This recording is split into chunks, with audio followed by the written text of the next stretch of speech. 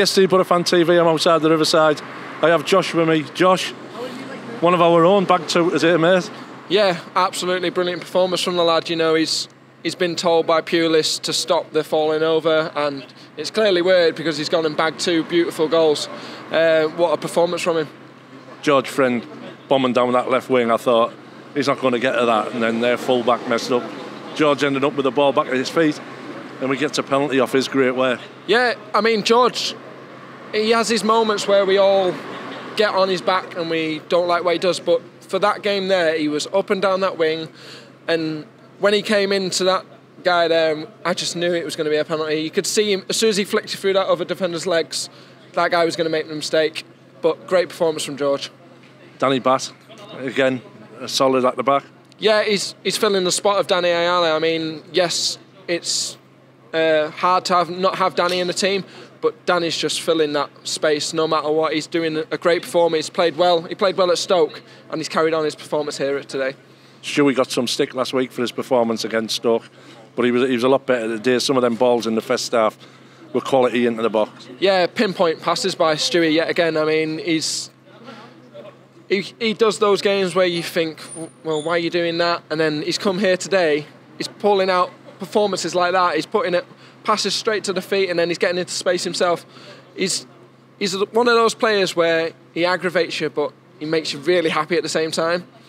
And like you said, Jordan Hugill getting 2 goals. How good's that for his confidence now going forward? Yeah, that's going to be a massive boost for him, because you want to start at the Riverside by scoring the goals, and it's basically a statement towards Braithwaite and Britt to say, right, this is what I'm doing. Now it's time for you two to start booking up your ideas and do the same. Like you say, it was refreshing.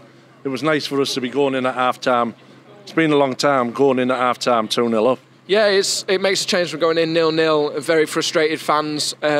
We've actually come out of the blocks this time because it's usually the last 20-25 minutes where we start to play, but we've started to play from the first whistle. And I mean, we could have been 4 or 5-0 up at half-time easily, but yet again, we haven't found the goal. And then we've got a good penalty, and then he's been able to hold the ball up on his chest perfectly and place that ball in the back of the net. How do you feel Braithwaite played today, Josh? I thought he played really well. You know, he's got the skill, and that's what we want to see. And if he can bring that to his game every game, he's going to be unstoppable, that lad. And I know he probably wants to go in January, and it's probably something that we as fans don't want to see. But the thing is, though, now if he goes in January, we've got Lewis Wing coming through now. Yeah. So it would be no great loss to us. No. I mean, it's not a loss because we've got the likes of the young lads to come in and fill his space. But if he puts on performances like that, it may be like a regret somehow that we've let a good player go yet again. And staying in touch, like you say, international break. We stayed in touch with the leaders, which is going to be absolutely crucial for when we come back after the international break to be in touch with them. Yeah, it's good to finish before the international break with 3 points. We wouldn't have wanted to go in with a draw or a loss because it just wouldn't have been good for the morale, basically, for the team. So now it's onwards to get another 3 points after the international break. Josh, thanks for coming on Boro Fan TV.